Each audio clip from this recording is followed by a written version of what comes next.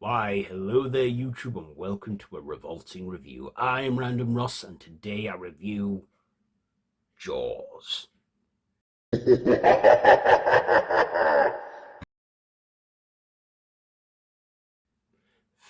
years ago. So, yeah, I'm a few days late to getting this up probably by the time it is up. But on the 20th of June this year, Jaws turned 50 years old. Came out in June 20th, 1975, and it did a lot. It changed the way films were marketed after that, changed our views of the water and the ocean, the shark, the way we look at sharks. It created the mold for the summer blockbuster, which we're still getting today. So yeah, this is based on Peter Benchley's novel of the same name, screenwritten by Peter Benchley and Carl Gottlieb or something, directed by the legendary Stephen Spielberg, starring Roy Scheider, Robert Shaw, Richard Dreyfuss, Lorrain and Murray Hamilton. So this is set on the seaside beach town of Amity Bay, where Chief Martin Brody, believes there is a shark out for blood, which there is, and insists that the beaches should be closed so that they can get professionals in to deal with this beast. And of course, the mayor, being the mayor, cares more about money than people and keeps the beaches open until it's too late when he doesn't listen. And then, of course, the three men, Brody, Hooper, and Quint, that's it, Quint, go out into the open water to face this animal and to take it down. And of course, we see what happens there.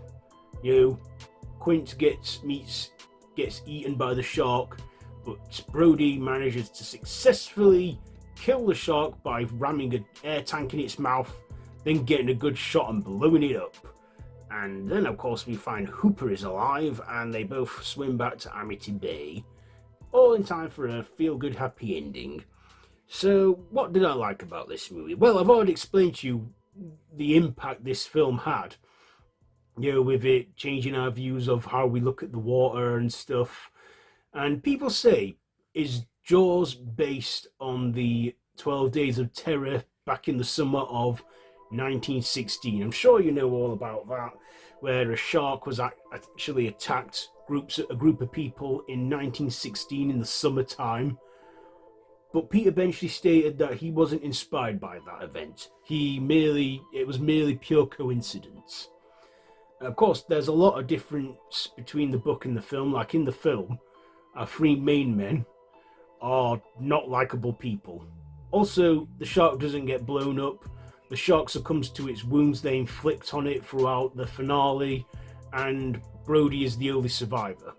Because, Hooper gets eaten, and Quint, he gets dragged down into the water because he gets his leg tangled in a rope when he harpoons the shark.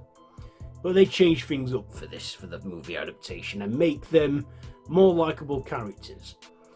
Also, that scene where Hooper goes into the shark cage, to trank the shark, that, I believe, was actually a dwarf stuntman and was actually being attacked by a shark in the cage. Yeah, a dwarf stuntman, that's an actual fact. I know.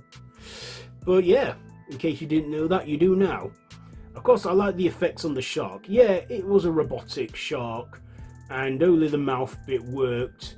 When it was a close-up, it was the dummy. When it was from a distance, it was the real shark. And we all know that Steven Spielberg named that shark Bruce. And it was part of the Jaws ride at Universal Studios for a while, and where it is now, no one seems to know, but the Jaws ride, I believe, isn't around now in Universal Studios. But yeah, I like the shark. To be honest, I don't think the shark was the real antagonist. I think the real antagonist was Mayor Larry Vaughn, because he, like I said, he cared more about profit than people. Thinking, no, this is summer, we're a summer town, it's July 4th, we'll be open for business. Yeah, he's a very unlikable character and very snobby and just thinks money, money, money.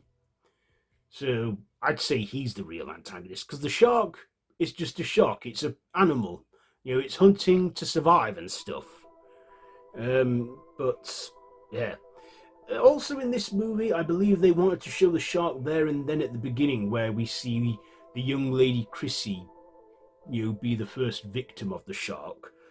Of course, there were malfunctions with it, and they couldn't show the shark as much as they wanted, so it allowed us to use our imagination, which actually ended up working out for the movie's favour, because, we're still here 50 years later talking about the movie now and watching it, and still finding it terrifying for a whole new generation.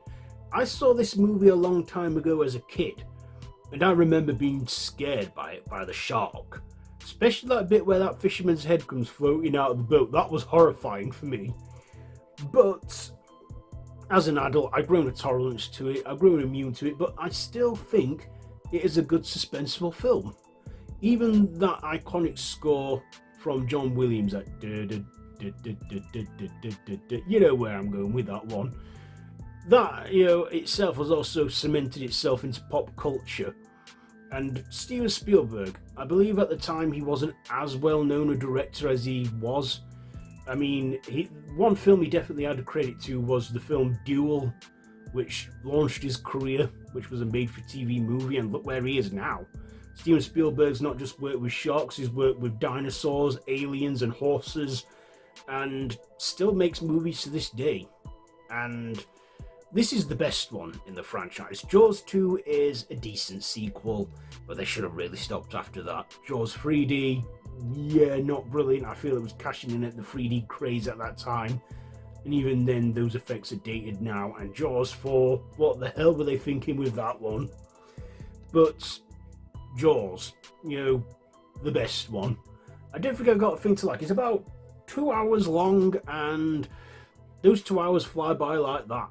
Of course, there are some inaccuracies, like when he puts the air tank, the scooper tank in its mouth and manages to get a good aim and blow it up.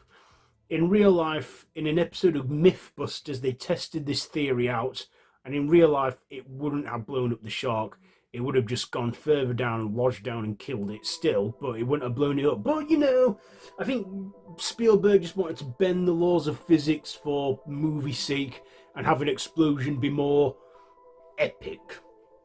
Also, there was a lot of blood in this. This movie, I believe, was PG, or PG-13, 12A here, or an 18 when it. My dad said it was an 18 when it came out, and he saw it and he found it terrifying.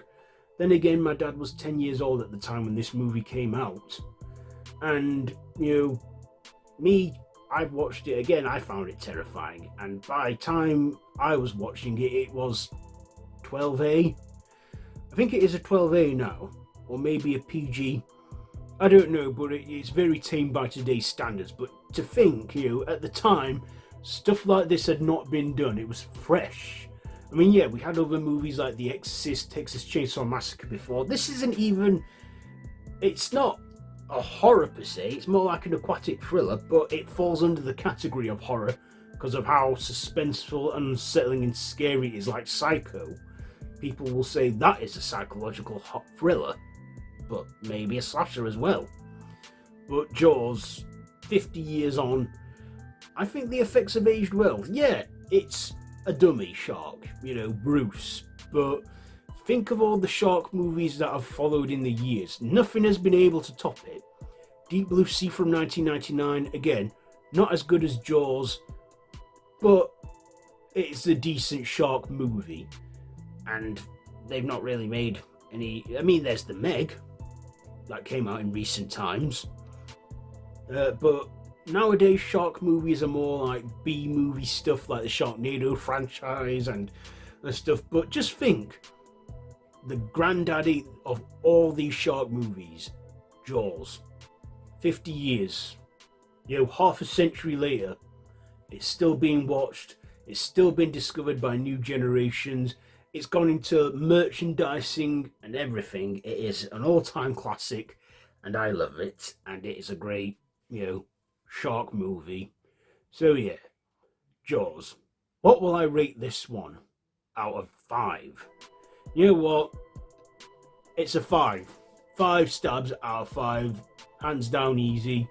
So yeah, there you go. What do you think of this movie? Do you think it's overrated? Do you not think it's scary? Do you think it's crap? Do you what? I don't know, whatever. Let me know what you think to this classic down below.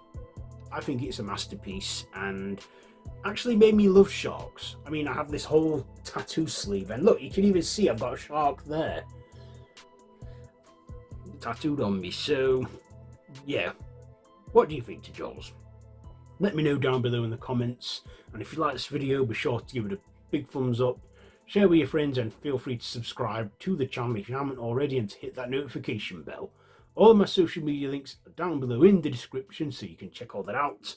So happy 50th anniversary to Jaws, and until next time, don't have nightmares.